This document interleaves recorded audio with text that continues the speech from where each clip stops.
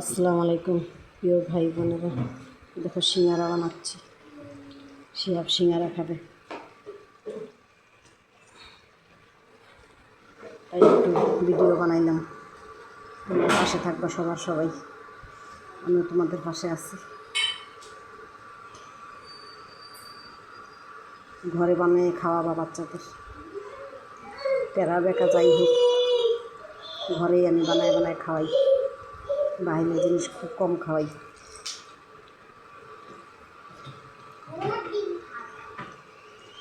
ওই যে শিহাব বলতেছে ঘোড়ার ডিম খাবে, তোমাদের কেউ জানা থাকলে ঘোড়ার ডিম পাঠিয়ে দিও।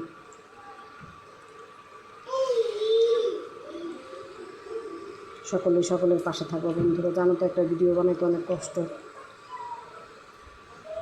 সবাই সবার পাশে সাপোর্ট করবা।